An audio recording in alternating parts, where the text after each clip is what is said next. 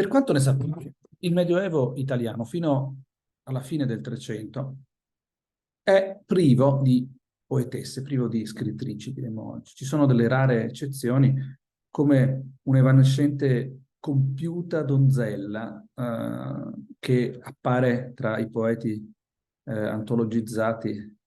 dell'età del dolce stil nuovo, o una misteriosa Nina siciliana che avrebbe scritto alla corte di Federico II al tempo dei poeti siciliani, ma nell'uno e nell'altro caso si tratta probabilmente di personaggi fittizi. Uno statuto particolare di confine hanno del resto le lettere che sono considerate il primo capolavoro femminile della letteratura italiana, le lettere di Caterina da Siena, lettere che peraltro Caterina dettò e non scrisse, e che stanno in realtà sul confine tra la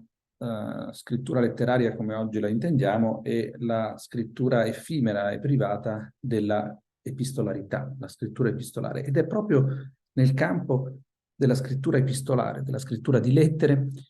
che troviamo invece esempi sicuri e piuttosto abbondanti di scrittura femminile nel Medioevo italiano. È proprio nell'ambito dei testi orientati a una fruizione diretta, immediata, pratica, che caratterizza quasi per intero, in realtà, la produzione di campionario della scrittura delle donne italiane in quei due secoli del 200 e del 300, XIII e XIV secolo. Donne che possono essere monache, nobildonne o rappresentanti del ceto mercantile. Dico donne italiane perché in effetti altrove le donne partecipano, anche in quest'epoca, partecipano attivamente, seppure in quota minoritaria, alla produzione letteraria. Ad esempio, nella Provenza dei Trovatori, già tra XII e XIII secolo, si assiste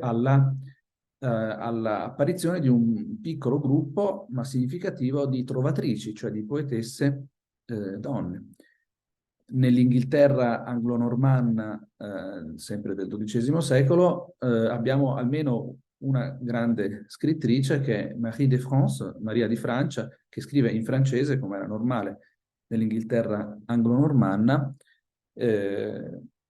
ed è appunto uno dei personaggi più interessanti della letteratura francese medievale, o ancora un po' più avanti, tra XIV e XV secolo, una figura come quella di Christine de Pisan, una donna peraltro di origine italiana, nata in Italia, nata a Venezia, da padre bolognese, trasferitasi già da bambina in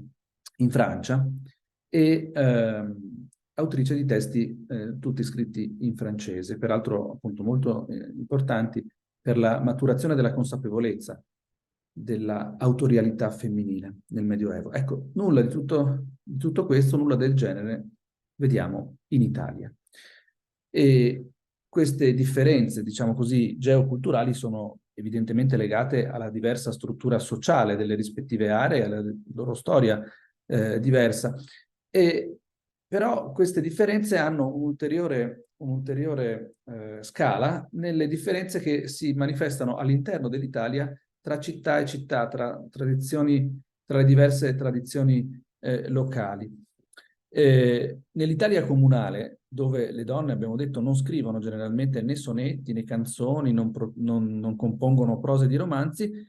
le donne scrivono in proporzione e con forza diversa da luogo a luogo, da centro a centro, e fanno pensare a orientamenti piuttosto variegati, piuttosto diversi, quanto alla loro stessa possibilità di accedere all'educazione, alla lettura e eventualmente alla scrittura. Dico eventualmente perché nel passato non necessariamente chi sapeva leggere sapeva anche scrivere, e questa situazione di capacità di lettura ma non di scrittura è spesso quella tipica proprio delle donne nel Medioevo. Ma se guardiamo per esempio alla Toscana e alla Firenze trecentesche, che sono così importanti per aprire o allargare il campo della letteratura, della scrittura letteraria italiana,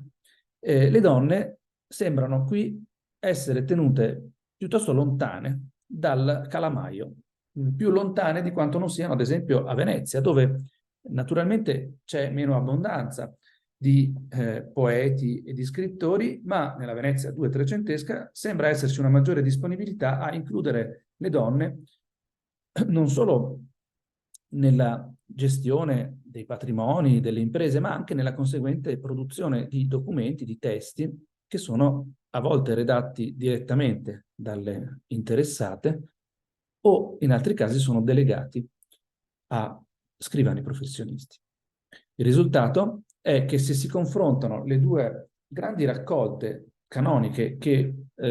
messe insieme nel secolo scorso, da filologi che ovviamente non erano particolarmente sensibili al problema della scrittura femminile, in una fase diversa degli studi, le due raccolte che mettono insieme i più antichi testi volgari disponibili per Venezia e per Firenze, allestite tra gli anni 50 e gli anni 60,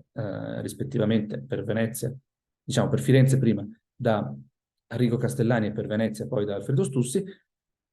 osserviamo che a Venezia circa un quinto dei documenti sono legati a, incentrati su figure femminili, o redatti direttamente da donne, o legati ad affari, a situazioni che le coinvolgono. Mentre a Firenze nessuno dei testi più antichi esce da cerchie esclusivamente maschili. Se poi dalla testimonianza un po' così rude di questi documenti, che sono testamenti, deposizioni giudiziarie, libri di conti, se passiamo alle dichiarazioni di principio, osserviamo che proprio nei centri in cui la scrittura delle donne o per le donne è più rada, di fatto sono più fitte le raccomandazioni di predicatori, di trattatisti, esperti di buoni costumi, circa l'importanza di tenere le donne lontane dalla scrittura, a meno che naturalmente non volessero andare in convento. In quel caso l'attività della scrittura, in particolare la copia di testi altrui, poteva diventare una componente integrativa importante del binomio centrale ora et labora. Ora, proprio nell'Italia duecentesca, a Bologna, nella città della più antica università d'Italia ed Europa, sappiamo per certo che, appunto, già alla fine del 200, un piccolo insieme, però significativo, abbiamo i contratti che lo dimostrano, un piccolo insieme di donne partecipava, un gruppo di donne, partecipava alla produzione di testi per lo studio, per l'università, copiava codici, manoscritti, per l'Università di Bologna. Questo è un dato significativo e interessante. Naturalmente si tratta di una minoranza, per quanto si può vedere, insomma, rispetto al numero consistente di persone coinvolte in questo indotto universitario duecentesco. Quello che purtroppo non sapremo mai se proprio una di queste copiste donne, è possibile, ma non lo sapremo mai per certo, se proprio una di queste copiste donne si sia incaricata nel 1315 di scrivere la testimonianza di una vedova che si chiamava Bonaventura Arrighi, una vedova che in calce alla propria dichiarazione d'estimo, una sorta di dichiarazione dei redditi, non è proprio così, ma insomma, redatta da un notaio, in questo caso un notaio uomo sicuramente, in calce a questa dichiarazione aggiunge o fa aggiungere, non sappiamo se la scrive direttamente lei o più probabilmente la fa scrivere da qualcuno o da qualcuna,